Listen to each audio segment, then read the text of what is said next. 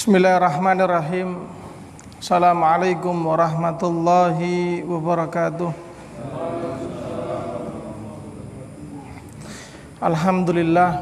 Alhamdulillahi ala ihsanih wa syukru lahu ala taufiqihi wa amtinanih. Asyhadu an la ilaha illallah wahdahu la syarikalah ta'ziman li sya'nih wa asyhadu anna Muhammadan abduhu wa rasuluhu ad-da'i ila ridwanih sallallahu alaihi wa ala alihi wa sahbihi wa ikhwanih. Allahumma anfa'na bima 'allamtana wa 'allimna ma yanfa'una wa zidna ilman wa amalan ya karim. Allahumma ighfir lana wa liwalidina wa li masyayikhina wa li jami'il muslimina yauma yaqumul hisab. Kaum muslimin, jamaah sekalian yang dimuliakan oleh Allah Subhanahu wa taala, marilah kita memanjatkan segala puji dan syukur kita kepada Allah taala atas limpahan karunia, limpahan anugerah yang banyak sekali Allah ta'ala berikan kepada kita, yang mana sampai dengan petang hari ini kita mendapatkan banyak sekali kebaikan, banyak sekali keutamaan yang mungkin tidak Allah ta'ala peruntukkan kepada kebanyakan orang.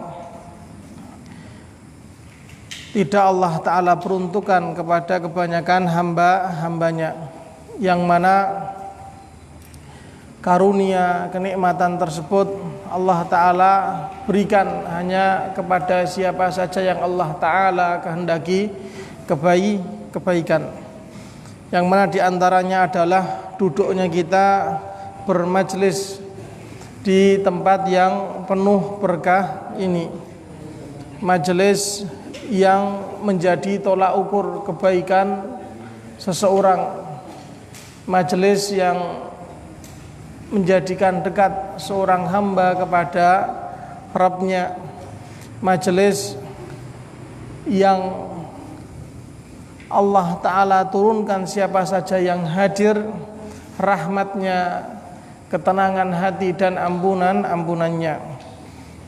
Tentunya ini adalah karunia kenikmatan yang mana kebaikannya kembali kepada agama kita, kepada akhirat kita. Yang demikian inilah yang paling penting untuk kita selalu ingat, paling penting untuk selalu kita syukuri, karena yang demikian inilah yang nantinya menjadi bekal kita tatkala kita menghadap Allah Subhanahu wa ta'ala. Berikutnya salawat dan salam semoga selalu terlimpahkan bagi Nabi kita Muhammad sallallahu alaihi wasallam. Kaum muslimin jamaah, barakallahu fikum, kita akan melanjutkan kajian kita, kajian fikih muyassar, yaitu fikih praktis, fikih ringkas sesuai dengan Al-Quran dan sunnah, hadis-hadis yang sahih. Dan yang kita kaji masih dalam pembahasan fikih ibadah, tepatnya adalah kitab salat, di mana kita masuk kepada bab berikutnya setelah pada pertemuan yang telah lalu kita sampaikan, kita kaji, kita bahas beberapa permasalahan berkaitan tentang rukun, berkaitan tentang syarat, juga berkaitan tentang wajib dan sunnah salat. Di salat yang kita kerjakan memiliki syarat-syarat, juga memiliki rukun-rukun, dan memiliki wajib-wajib serta sunnahnya. Kita menyisakan pembahasan tentang makruhatus salat. Ya, makruhatus salat yaitu hal-hal yang dibenci, hal-hal yang dimakruhkan tatkala seseorang itu mengerjakan salat. Tatkala seseorang mengerjakan salat. Dan pembahasan ini disertakan setelah pembahasan mubtilatus salat, pembatal-pembatal salat. Pembatal-pembatal salat juga sudah ya kita pelajari bersama, disampaikan pada pertemuan yang telah lalu. Dan sekarang adalah ma yukrahu fis salat, ma yukrahu fis salat. Ya, hal-hal yang sifatnya makruh untuk dilakukan, dikerjakan dalam salat. Ya, tentunya hukum makruh itu sendiri adalah sebagaimana yang dijelaskan oleh para ulama rahimahumullahu ta'ala adalah annahu yuthabu tarikuhu imtithalan. Seseorang yang meninggalkannya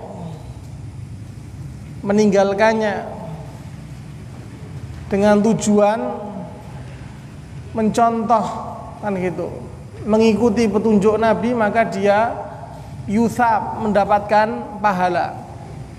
Ya, ini kaitannya dengan makruh. Artinya kalau seorang itu meninggalkan tapi tidak terbesit dalam benaknya mencontoh, mengikuti Nabi, maka tidak mendapatkan pahala. Wala yu'aqabu fa'iluhu, meskipun yang melakukan atau yang mengerjakan tidak mendapatkan dosa, tidak mendapatkan hukuman atau dosa. Ini makruh. Iya, makruh. Dan kalau kita bicara makruh, tentunya ya satu hal yang perlu kita ketahui, ya juzu fi'luhu indal hajati min ghairi tirarin. Bolehnya seseorang itu melakukan hal-hal yang makruh, kan gitu, di saat dia apa? Iya, memiliki kepentingan, di saat memiliki kepentingan. Ya, selain apa? Keterpaksaan. Kalau terpaksa, ya, yang namanya keterpaksaan itu membolehkan hal-hal yang sifatnya tidak boleh. Kalau apa? Dalam keadaan ya mendesak, kan gitu. Hal-hal yang sifatnya mendesak itu justru membolehkan hal-hal yang ya sifatnya haram kalau seorang dalam keadaan terpaksa. Tapi kalau kaitan dengan makruh, boleh seseorang itu melakukan tatkala apa? Memiliki hajah atau kepentingan. Nanti insyaallah taala akan dijelaskan lebih. Ya, tentunya yang namanya hal-hal yang bersifat makruh dalam salat ada beberapa. Ya, di antaranya adalah al-iqtisar alal fatihati fi rak'atain al-ulayaini, mencukupkan membaca surat al-fatihah pada 2 rakaat pertama. Kalau kita katakan 2 rakaat pertama berarti berlaku untuk sholat maghrib dan sholat yang sifatnya rubaiyah, yaitu yang 4 rakaat. Ya, sholat yang hitungan rakaatnya 3 dan 4. Yang 4 diantaranya adalah zuhur, asar dan isya. Mencukupkan membaca al-fatihah pada 2 rakaat pertama. Ya, ini sifatnya makruh. Kalau seandainya makruh tadi dia lakukan, sholatnya batal atau tidak? Batal atau tidak? Sholatnya rusak atau tidak? Tidak rusak. Iya. Salatnya batal. Salatnya batal. Tetapi enggak, astagfirullah. Salatnya enggak batal. Salat tidak batal. Salat tidak batal. Artinya salatnya tetap sah. Ya, hanya saja mengurangi pahala salat. Itu jelas, mengurangi pahala salat. Ya. Jadi yang pertama adalah mencukupkan membaca Al-Fatihah pada 2 rakaat pertama. Ya, pada salat selain salat subuh. Ya, kemudian barakallahu fikum, yang kedua adalah tikrarul Fatihah, mengulang-ulang membaca Al-Fatihah. Tentunya pengulangan tersebut jelas menyalahi petunjuk Nabi kita Muhammad sallallahu alaihi wasallam. Ya. Jelas yang namanya pengulangan tidak boleh. Artinya mengulangi Al-Fatihah dalam rakaat yang sama. Ini tidak, artinya ini hal yang sifatnya makruh. Ya. Karena menyalahi. Tidak boleh. Ya. Karena dengan dia mengulangi kan gitu, membuka pintu apa? Asyak, ragu-ragu nantinya. Iya. Kalau sekiranya dia memang khawatir lupa kan gitu, dia ulangi tidak ada masalah. Tetapi kalau ini terjadi berulang dan berulang, ya ini yang jadi masalah. Bagaimana Allah ya jurrahu dzalika ilal waswas. Nanti yang terjadi adalah membuka pintu bagi setan masuk untuk apa? Bikin seorang itu was-was. Apa was-was itu, Pak? Ragu, bingung kan gitu. Ya ragu, ya bingung, ya tidak dalam keadaan ya yakin. Nah, ini kesempatan setan untuk apa? Merusak kan gitu ibadah seorang hamba. Dibikin bingung, dibikin ragu. Oke, kalau sekali tidak ada masalah, tapi yang terjadi setiap kali dia rakaat kemudian lupa. Ya. Bukan semakin baik sholatnya, bukan, tetapi semakin apa? Yang namanya kekhusyuan tadi akan hilang. Ya. Ini maksud dari mengulangi Al-Fatihah. Iya. Kemudian berikutnya yang perlu difahami hal-hal yang berkaitan dengan makruh dalam salat.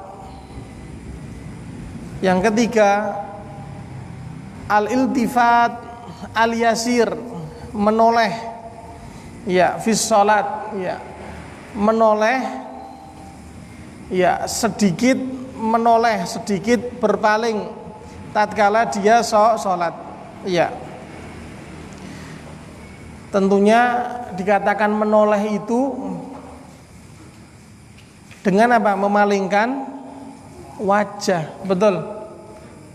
Kepala atau wajah kan gitu. Ya, menoleh. Sebagaimana yang kita ketahui. Bila hajah tanpa ada kepentingan, jelas. Kalau ada kepentingan, boleh atau tidak? Ya, kita lihat dulu contohnya apa. Boleh. Ya, noleh ketika sholat ada kepentingan. Apa contohnya? Iya, anak maunya. Ya, misalnya kita memastikan anak kita, ya memastikan anak, tatkala kita sholat memastikan anak kita tidak dalam keadaan bahaya yang mana saat itu dekat dengan misalnya ya mungkin apa ya, dekat dengan apa ya, hal yang bisa membahayakan dia misalnya. Ya, tidak ada masalah misalnya menoleh kan gitu, tapi untuk apa? Ya, ada alasan yang diperbolehkan. maka ini tidak jadi makruh. Ya, menoleh, memastikan anak kita yang kita bawa ke masjid tidak keluar masjid, boleh enggak? Tidak ada masalah. Iya. Atau saat itu mungkin anak dekat dengan saklar atau listrik kan gitu. Kita pastikan kan gitu. Kalau jauh kan gitu. Lanjut sholatnya. Kalau emang dekat bagaimana? Bahkan kita diperbolehkan untuk melakukan gerakan di luar sholat, dan nanti insyaallah ta'ala akan saya ulangi penjelasannya.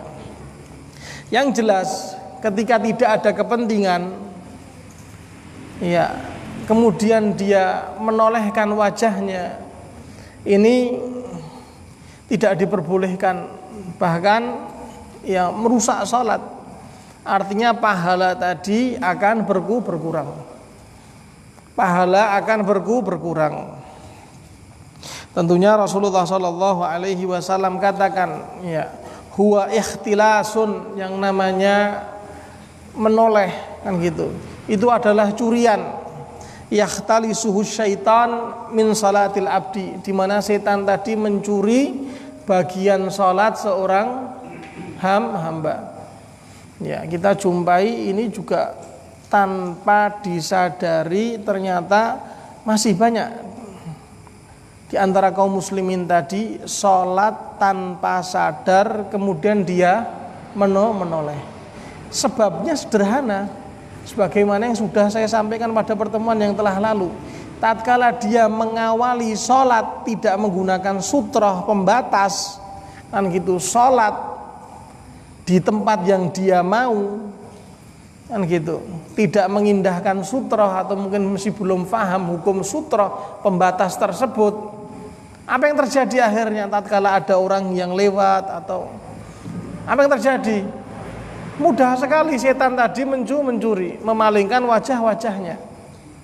Ya, ini artinya sholat itu juga butuh ilmu, butuh adab, dan juga perlu difahami hal-hal yang membantu kita agar mendapatkan pahala yang utuh, khusyuk dalam sholat.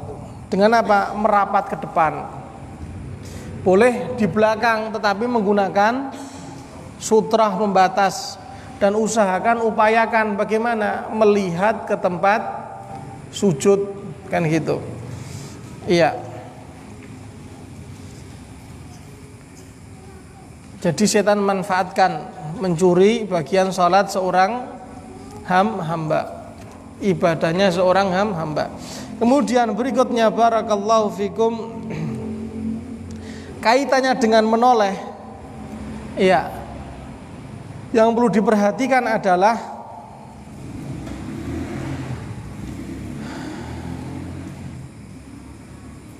tatkala seseorang kan gitu memalingkan wajahnya tidak ada masalah, tetapi kalau sudah badan ikut berputar kan gitu, badan ikut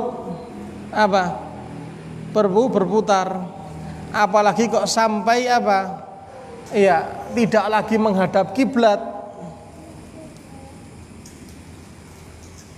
atau sampai membelakangi, sholatnya batal. Jelas. Saya ulang lagi, kalau sekedar menoleh sholatnya masih sah, tapi ketika badan tadi juga ikut bergerak, berputar, tidak lagi menghadap kiblat. Padahal yang namanya menghadap kiblat adalah menghadap kiblat itu wajib atau rukun? Iya, masya Allah. Jawabnya adalah syarat. Jawabnya syarat. Ya. Jawabnya syarat. Ya. Kalau syarat itu pendahuluan sebelum ibadah, dan dia mengiringi ibadah tersebut berlangsung, itu syarat. Ya, kalau rukun memang bagian komponen terpenting dari ibadah. Itu rukun. Wajib juga sama, kan gitu. Bagian komponen dalam suatu ibadah yang mana masih diperbolehkan tatkala seorang itu dalam keadaan lupa. Tapi kalau rukun tidak boleh lupa, harus ingat. Kalau seandainya seorang lupa tidak ingat, ya sudah, artinya itu apa? Ma'fuun anhu, dimaafkan. Jelas ya? Iya. Dan penjelasannya insya Allah Ta'ala sudah dijelaskan panjang lebar berulang-ulang. Iya. Tetapi yang namanya menghadap kiblat itu adalah syarat sahnya sholat. Tatkala badan tadi kemudian tidak lagi menghadap kiblat, entah itu condong ke kanan atau ke kiri, kan gitu, atau justru sampai membelakangi yang namanya apa? Iya, kiblat itu artinya seluruh badannya apa? Berpalingan gitu. Batalat sholatuhu, maka sholatnya batal. Sholatnya apa? Harus mengulangi. Iya. Tapi sekali lagi apa? Litar kihil istiqbal bila udrin. Kalau memang apa? Ya dia melakukannya, kan gitu, tidak menghadap kiblat tanpa ada udzur, alasan. Alasan di sini alasan yang apa? Iya. Yang tidak diperbolehkan. Kalau alasan yang diperbolehkan boleh enggak? Enggak ada masalah. Kalau alasan diperbolehkan, misalnya apa contohnya? Ketika dia sholat sunnah di rumah, kan gitu. Kemudian, ya, pintu rumah terkunci dan mendapati mungkin saudaranya atau mungkin orang tuanya atau mungkin istrinya ingin masuk rumah, kemudian apa? Dalam keadaan pintu, ya dia membukakan pintu, tidak ada masalah. Itu jelas gerakan, ya jelas membelakangi kiblat. Kalaupun tidak membelakangi juga apa? Artinya badan tersebut ya secara keseluruhan kan gitu, tidak lagi menghadap kiblat. Ya, ini pengecualian. Iya. Ini tidak ada masalah selagi ada alasan yang membolehkan. Contoh yang lain, ketika dia sholat masuk ke jamaah, kemudian dia ingat di dalam tasnya ada barang-barang yang penting, kan gitu.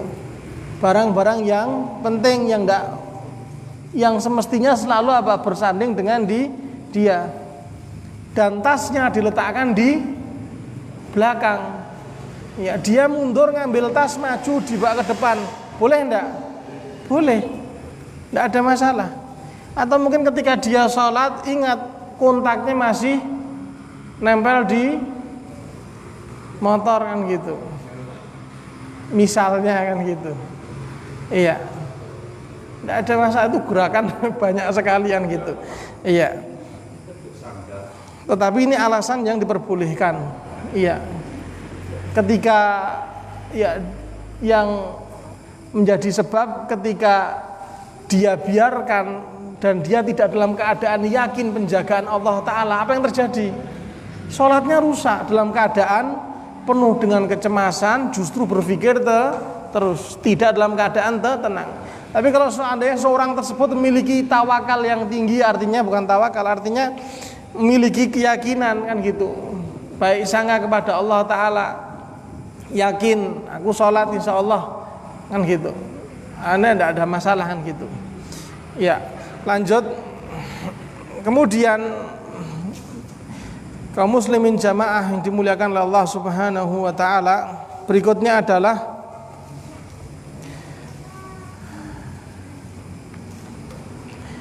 yang keempat, taghmidul ainaini fis salat. Salat dalam keadaan memejamkan mata. Nah, ternyata tidak seperti anggapan kebanyakan kaum muslimin. Salat itu kalau memejamkan mata itu adalah bukti kehusuan, kan gitu. Ini yang difahami masyarakat kita, betul enggak? Makanya kalau kita perhatikan ya orang-orang yang sholat, bagaimana sholatnya? Merem, Pernah lihat? Ya. Saya tidak pernah lihat, tapi saya pelaku. Ya, silakan, tidak ada masalah. Ya. Ini kalau kita perhatikan, ya, kalau kita perhatikan demikian. Coba nanti kalau ada yang sholat, ya diperhatikan kan gitu. Ya, kebanyakan yang belum memahami hukum sholat tersebut, maka apa? Ya, terjatuh dalam kesalahan ini, dalam keadaan apa? Memejamkan mata tatkala dia sholat. Ya, sebelum melanjutkan, ketika kita mendapati seperti barusan apa? Kilat, petir, kan gitu. Kita baca doa. Subhanalladzi yusabbihur ra'du wal malaikatu min khifatih. Ya, subhanalladzi yusabbihur ra'du wal malaikatu min khifatih. Ya, kita lanjut. Memejamkan mata. Ya, karena ternyata memejamkan mata itu menyerupai ibadahnya mereka, orang-orang Majusi. Ya, orang-orang kafir dari kalangan Yahudi. Orang-orang Majusi adalah mereka yang menyembah api, menyembah cahaya, menyembah api. Ya, kalau bicara Majusi itu identik dengan daerah yang namanya apa? Persia, yaitu kalau sekarang ini adalah Iran. Iran. Iya. Mereka adalah ya dahulunya penyembah api. Mereka adalah apa? Majusi. Dan ternyata memejamkan mata juga adalah perbuatannya orang-orang Yahudi juga ketika mereka ibadah. Jadi mereka memejamkan mata. Lah kita diperintahkan untuk menyalahi, menyelisihi, jangan sampai menyamai dengan siapa? Orang-orang kafir, orang-orang syirik dalam hal apapun, hal yang paling sepele pun, misalnya makan.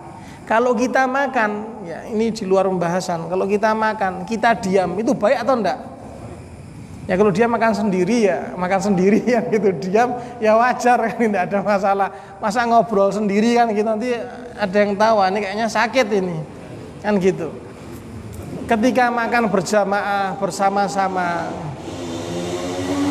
yang dipahami kebanyakan masyarakat kita, makan yang santun, yang baik itu diam, betul enggak?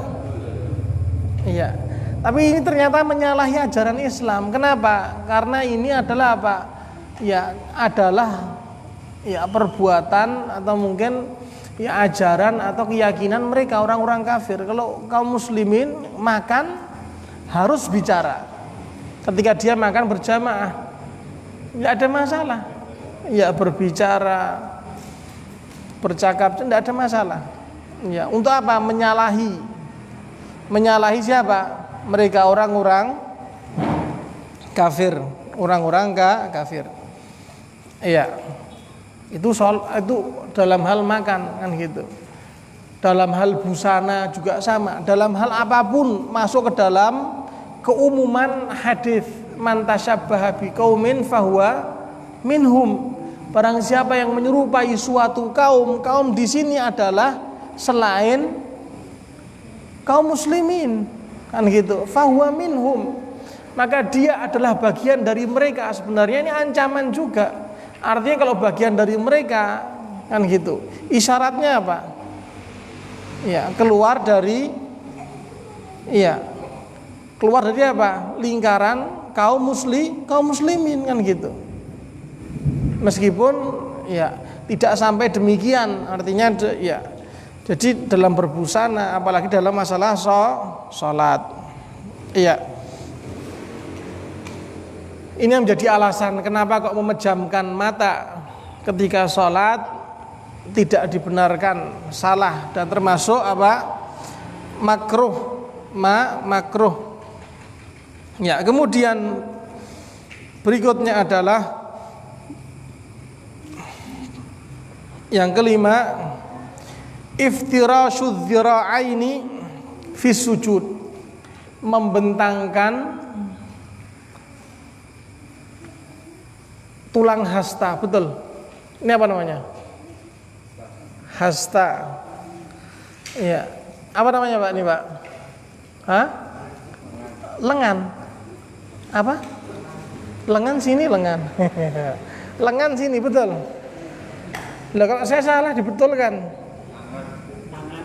Iya, nek tangan, bukan tangan, keliru. Kalau tangan keseluruhan. Iya. Namanya apa?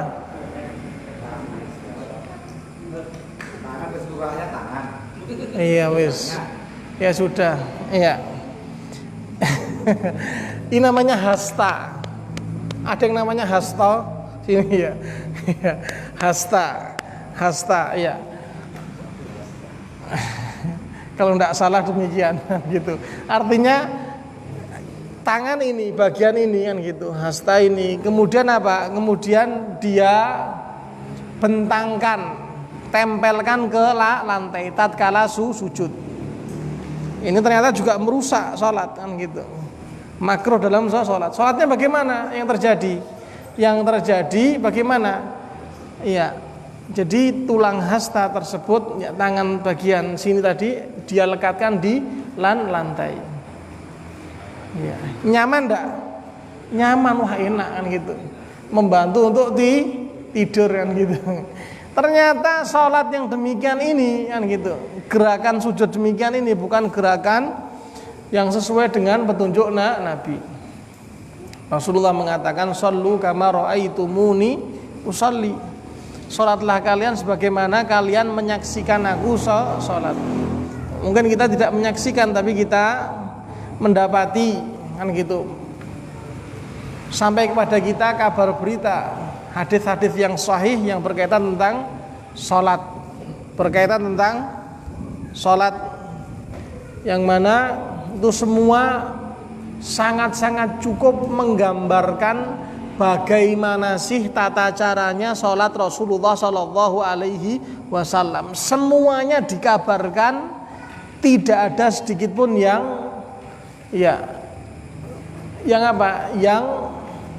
tidak sampai kepada kita. Kemudian yang perlu difahami pula, Rasulullah Shallallahu Alaihi Wasallam itu sudah menegur. Iya, i'tadilu fis sujud. Kalau kau sholat, i'tadilu, dalam keadaan apa? Dalam keadaan benar. Iya. Bagaimana? Wala yabsutu ahadukum dzira'aihi, kan gitu. Imbisatal kalbi. Jangan sampai salah seorang di antara kalian tadi ketika dia sujud, dia apa? Membentangkan hastanya, melekatkan di lantai, tak ubahnya seperti duduknya anjing. Duduknya anjing. Ya, artinya permisalan ini permisalan yang baik atau buruk? Buruk. Permisalan yang buruk. Ya, tidak semestinya. Kesalahan ini, ya, sering kita jumpai. Ya, kalau memang yang terjatuh dalam kesalahan tersebut adalah bagian dari keluarga kita, mungkin anak atau mungkin istri, atau kita sampaikan, kita jelaskan yang benar. Iya, kita jelaskan. Iya, yang benar adalah bagaimana? Ya, ayyujafiya baina dzira'aihi, diangkat kemudian diapakan? Sedikit dibentangkan, bukan dibentangkan, diangkat kemudian sedikit direnggangkan, diangkat dan direnggangkan. Ya, direnggangkan, angkat dan renggangkan. Iya. Ini yang benar demikian, yang benar demikian. Jadi yarfa'uhuma 'anil ard, diangkat kan gitu. Ayu jafiya baina dzira'aihi kan gitu. Yang namanya bagian ya tangan bagian ya bagian sini kan gitu. Hasta tadi ya direnggang-renggangkan ya. Agar apa? Hatta la yatashabbah bil hayawan, supaya apa? Tidak menyerupai yang namanya binatang. Perumpamaan atau penyerupaan dengan binatang itu pasti buruk, tidak baik. Kemudian hal berikutnya yang berkaitan dengan makruh dalam salat adalah al harakatu fis salati bi ghairi hajah.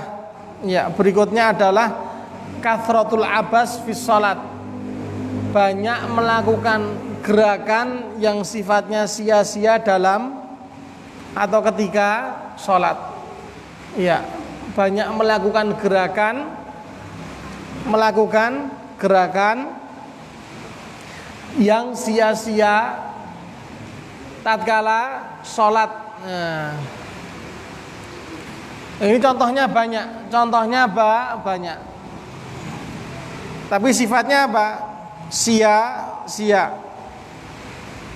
Al-abath, tidak manfaat, tidak membantu kehusuan dia, atau justru menyibukkan dia dari yang namanya apa? Menyibukkan dia dari yang namanya apa? Khusyuk, ketenangan hati. Ini jelas sekali. Tentunya ini menafikan kalau seorang itu kok banyak gerakannya kan gitu, pasti sholatnya tidak baik, tidak bisa khusyuk kan gitu. Dan contohnya banyak. Mungkin ketika sholat sambil apa? Sambil mengurai jenggotnya, kalau memang dia punya jenggot kan gitu. Atau mungkin mohon maaf, lihat tangannya sambil dilihat kukunya misalnya.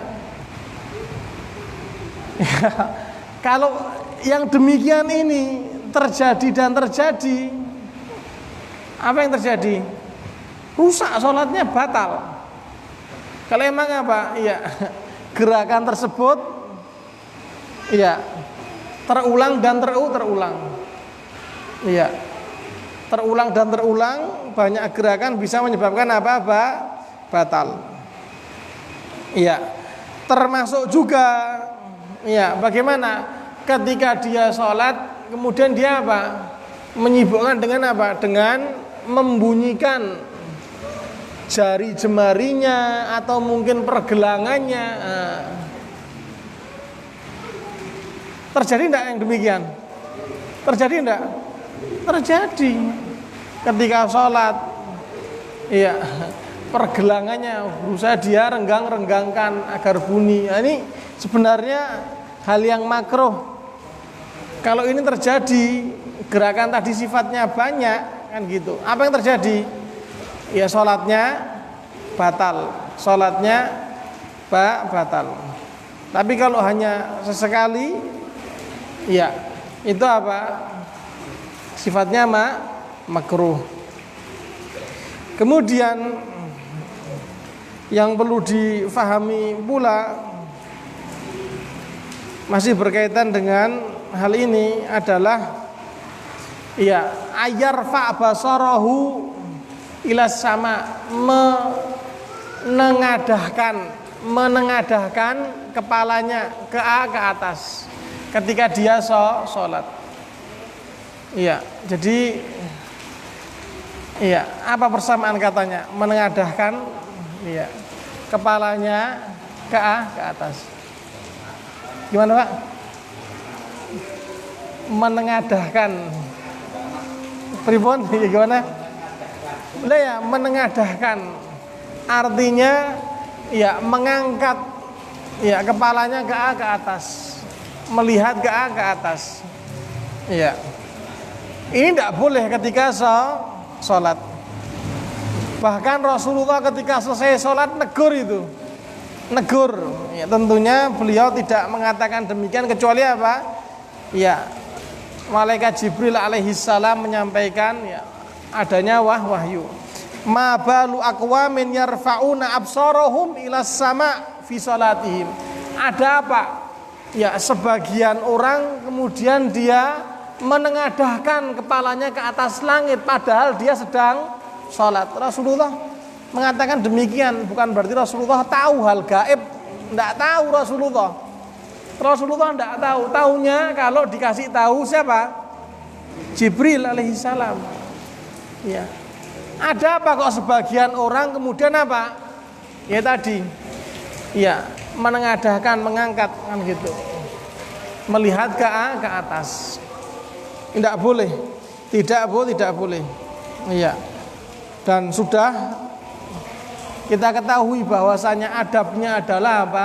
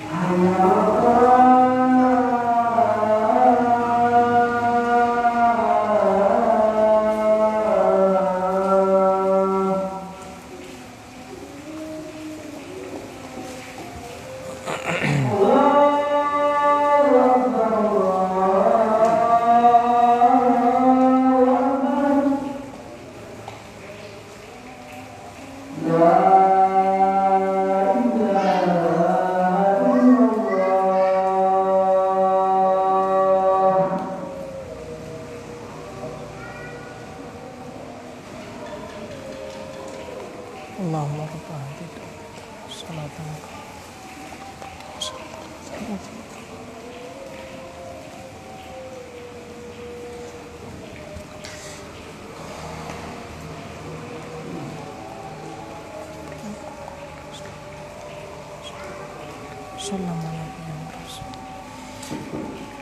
Bismillah, kita lanjutkan. Ini beberapa hal yang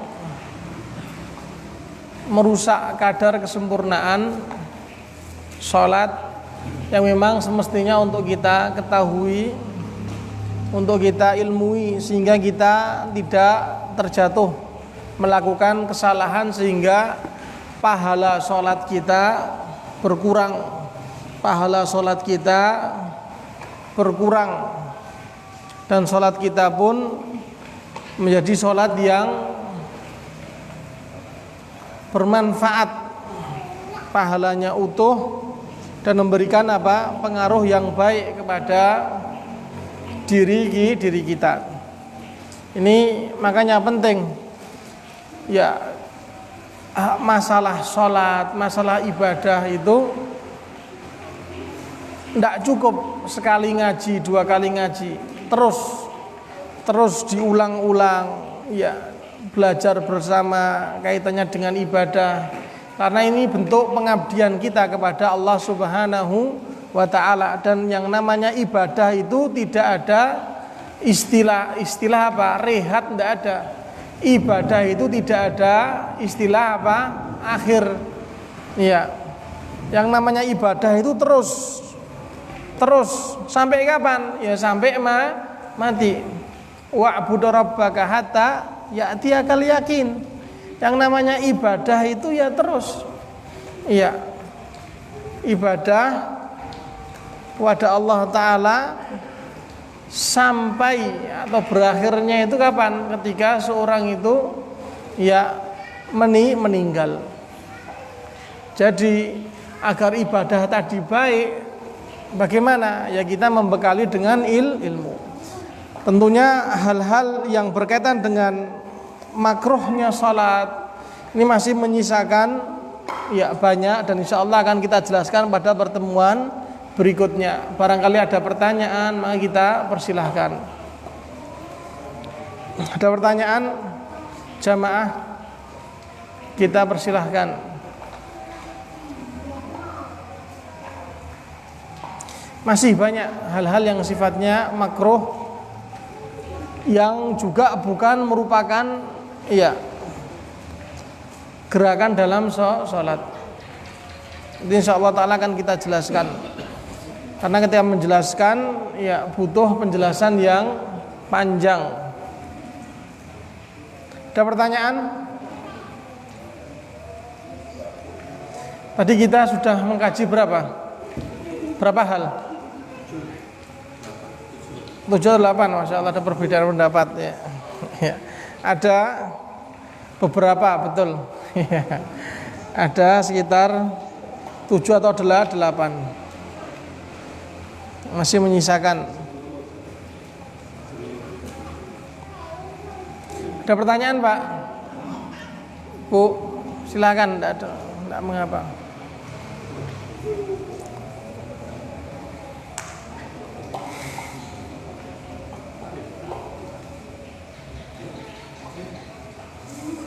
Ya, kita sudah sampaikan tadi, yang pertama adalah mencukupkan membaca Al-Fatihah pada 2 rakaat pertama saja. Artinya ketika dia bangkit pada rakaat ketiga dan keempat, dia tidak membaca 1 ayat pun. Tidak membaca 1 ayat pun. Ya, kalau dikatakan sholatnya sah atau tidak? Sah. Sholatnya sah. Akan tetapi ya tadi yang dilakukan adalah ya masuknya adalah kesalahan atau sifatnya makruh yang merusak kesempurnaan sholat. Kemudian mengulang-ulang bacaan Al-Fatihah. Ya. Berbeda halnya kalau dia mengulang-ulang bacaan ayat selain Al-Fatihah, itu tidak ada masalah. Mengulang-ulang bacaan atau sebagian ayat di dalam sholat dia ulang-ulang, tidak ada masalah. Yang tidak diperbolehkan adalah Al-Fatihah ya. Al-Fatihah. Nah, ini tidak diperbolehkan. Ya, masuknya kepada makruh meskipun tidak sampai membatalkan. Juga menoleh. Berikutnya tadi ya, memejamkan mata. Berikutnya membentangkan tulang hasta ketika dia sujud, menyerupai duduknya ya anjing. Kemudian melakukan gerakan yang sifatnya sia-sia. Artinya gerakan dalam sholat terbagi menjadi 3. Gerakan yang merupakan bagian penting dalam sholat, gerakan yang sifatnya mubah itu yang kedua, dan yang ketiga adalah gerakan yang membatalkan sholat. Yang mubah itu tatkala ada kepentingan. Gerakan yang kita lakukan tatkala apa? Ada kepentingan, ada alasan yang diperbolehkan. Maka ini apa? Tidak mengapa. Iya. Tetapi kalau gerakan tersebut gitu bukan bagian dari sholat, juga bukan bagian yang diperbolehkan. Iya. Maksudnya apa? Yang membatalkan. Iya. Kemudian selain itu apa? Selain itu menengadahkan kepala ke atas. Iya. Ini jangan sampai ya terjadi ketika sholat. Ada pertanyaan?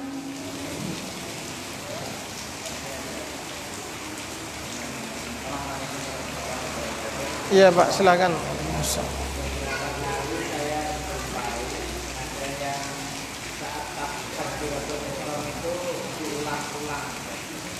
Iya.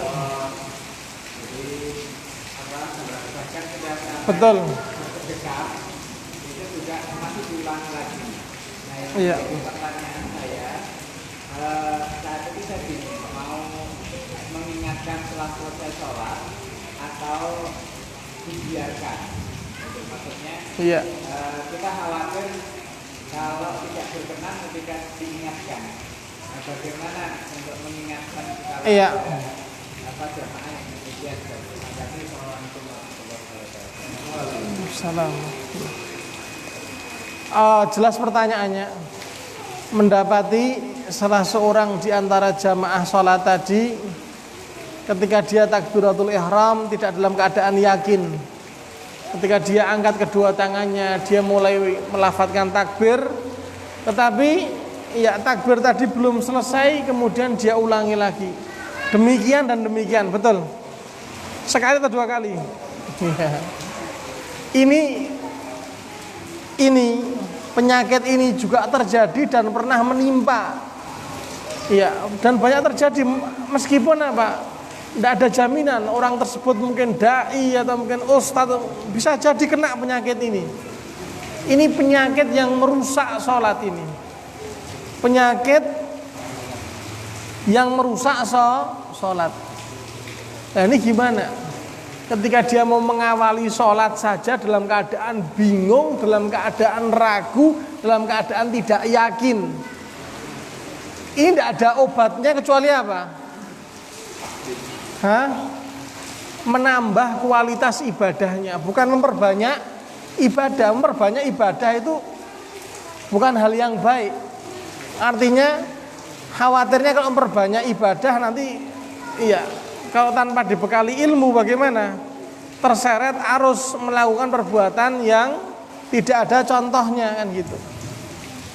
Yang diperlukan adalah apa? Iya, menambah kan gitu. Kualitas ibadah, membekali ilmu. Penting. Ini penting ini. Termasuk halnya apa? Berlindung diri kepada Allah Ta'ala dari yang namanya godaan setan. Iya. Dia tidak yakin dengan takbiratul ihram di dia. Dia berusaha untuk apa? Menghadirkan yang namanya kehusuan kan gitu. Menghadirkan yang namanya ketenangan. Tetapi belum dia dapatkan, diulangi lagi dan diulangi lagi. Sebetulnya obatnya sederhana ini. Bagaimana? Ya, ketika dia takbir sudah lawan, sudah selesai. Sederhana sebetulnya. Ya, ini pintu masuk setan tadi. Bikin apa? Was. Lah biasanya orang yang sudah ya sampai terkena hal yang demikian itu biasanya ya butuh penanganan khusus biasanya. Didudukkan, diajak bicara dengan tenang. Biasanya orang yang demikian ya juga terkadang kemasukan apa? Ya, rancu dalam berpikir. Saya menyaksikan sering kan gitu. Yang seperti ya Bapak sampaikan tadi, bahkan ada yang lebih lagi, wudu diulang-ulang, takbir bingung, ketika sholat mimiknya dia paksakan. Bagus enggak? Sebetulnya nampaknya sih bagus-bagus saja, tapi ternyata yang nampak ya pada kita bagus belum tentu bagus di sisi Allah Subhanahu wa taala. Ini nunjukkan apa? Dia ibadah tidak dalam keadaan tenang. Ibadah dalam keadaan apa? Tidak ibadah dalam keadaan tenang. Ini bahaya. Ya, ini saya dapati itu. Sampai ya selesai wudu itu basah. Ya, bajunya basah dalam keadaan seperti orang mandi kan gitu. Padahal wudu. Sudah gitu, ketika sholat pun dalam keadaan ya tadi. Lah biasanya orang seperti itu yang saya heran. Kenapa kok ketika takbiratul ihram saja, giliran takbiratul ihram sulit, setelah takbiratul ihram langsung sholatnya cepet. Lah ini kan penyakit ini ya. Gayanya saja dihusuk-husukkan, tapi setelah sedekap begini bagaimana? Sholatnya kilat. Ini banyak sekali. Nunjukkan apa? Kalau sholatnya memang tidak beres. Sholatnya tidak beres biasanya orang seperti itu. Nah kalau kaitannya dengan bagaimana? Ya kalau kita sedang sholat ya tidak mungkin kita sampaikan nasihat. Juga tidak boleh kita senggol. Ini tidak boleh. Nanti mah dia ya muntap kan gitu, malah marah kan gitu. Ya diamkan saja. Nanti kalau sudah selesai sholat, mungkin kita dudukkan, kita sampaikan, kita jelaskan. Tapi juga tidak mudah, tidak mudah. Artinya ketika kita menyampaikan, kita kan bisa memperkirakan. Kira-kira orang ini kalau saya minta waktunya, kemudian saya sampaikan, apakah dia menerima atau tidak, itu kan bisa kelihatan, betul enggak? Kan bisa kelihatan. Ya kita lihat, oh ini kayaknya orangnya mau nerima nasihat, oh ini orangnya sepertinya adalah orang yang terburu-buru, enggak, ya belum bisa. Ya kita bisa memperhitungkan lah, bisa memperhitungkan demikian. Allahu a'lam. Ada lagi pertanyaan? Tidak apa Pak Armin? Jangan dulu ya. Iya silakan. Iya.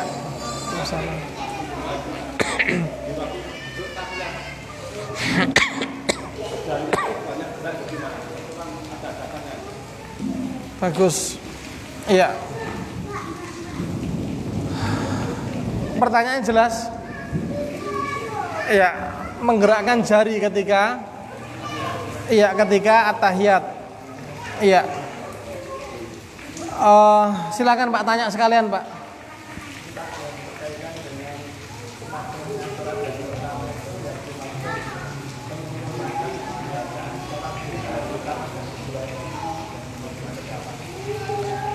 Bisa diulangi lagi?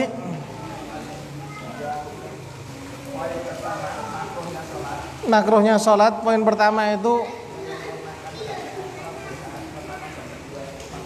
bukan menyempurnakan. Yang pertama itu adalah apa tadi? Mencukupkan Al-Fatihah hanya pada rakaat pertama dan kedua.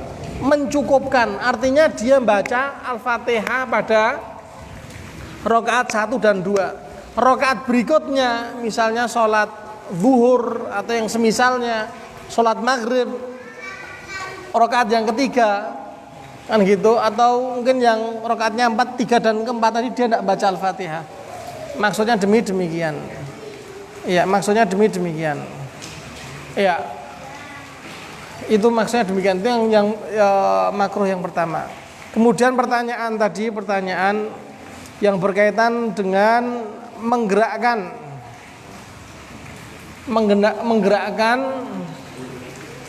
menggerakkan apa? Jari telunjuk as-sababah ya. Jari telunjuk ketika sholat. Ya, itu bagaimana? Itu kan juga kayaknya sia-sia tuh. Iya. Betul. Kok sholat kok gerak-gerakan gitu. Kita katakan iya, di sini memang ada perselisihan pendapat di kalangan ya ulama kan gitu.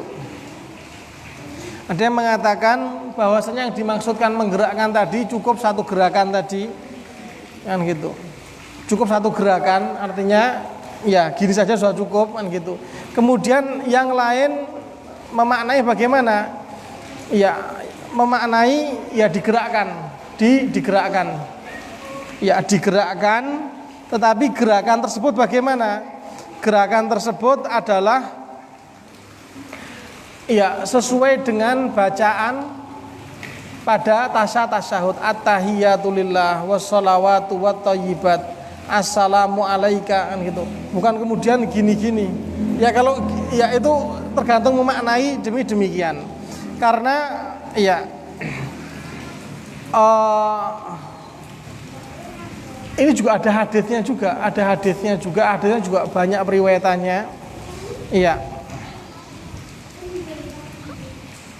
Periwayatannya apa, Pak? Banyak, kan gitu.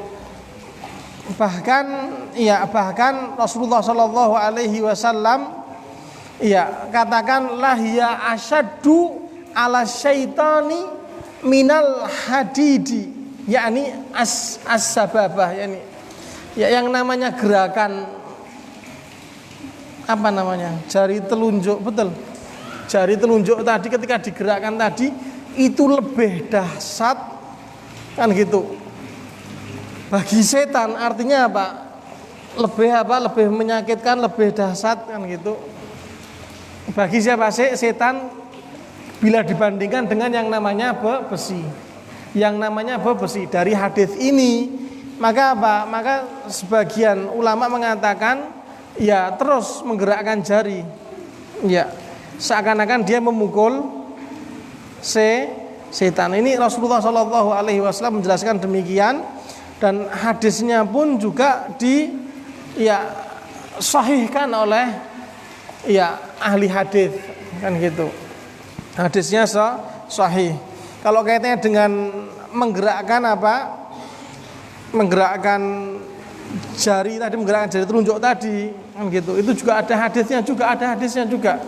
Ya diantaranya adalah yang dibawakan oleh Sa'ad, salah seorang sahabat Rasulullah Sallallahu Alaihi Wasallam menceritakan, marra alayya Rasulullah Sallallahu Alaihi Wasallam wa ana ad'u bisa bi'asabihi. Ya Rasulullah pernah lewat ketika aku sholat, dan aku ketika itu duduk tasyahud, dan aku gerakkan jari telunjukku. Iya. Maka Rasul mengatakan ahid wa asyara bisibabahnya. Maksudnya ya cukup sekali, kan gitu. Jadi ada perselisihan pendapat. Tapi yang jelas semua hadisnya sahih. Yang tepat bagaimana? Yang tepat adalah pendapat tersebut menggerakkan di setiap lafaz. Di setiap awal lafaz kita doa. Awal lafaz kita doa tasyahud atau wirid tasyahud. Misalnya asyhadu alla ilaha illallah wa asyhadu anna muhammadar rasulullah. Allahumma sholli ala Muhammad wa ala ali Muhammad kama shallaita ala Ibrahim. Ini tepatnya demikian, meskipun kalau seandainya ada yang menggerakkan demikian terus ya tidak ada masalah. Atau mungkin sekali saja juga tidak ada masalah. Yang jelas tidak membatalkan sholat. Masing-masing ada dalilnya, dan yang lebih tepat tadi adalah menggabungkan semua hadis itu lebih tepat. Demikian, Allahu a'lam. Saya rasa cukup, kita cukupkan, mudah-mudahan bermanfaat apa yang kita kaji pada pertemuan kali ini, bisa menjadikan sebab masing-masing kita mendapatkan ilmu yang bermanfaat, menjadikan sebab pula ibadah yang kita kerjakan bertambah kebaikannya. Kita cukupkan dengan doa kafaratul majlis. Subhanakallahumma bihamdika asyhadu an la ilaha illa anta astaghfiruka wa atubu ilaik. Wassalamualaikum warahmatullahi wabarakatuh.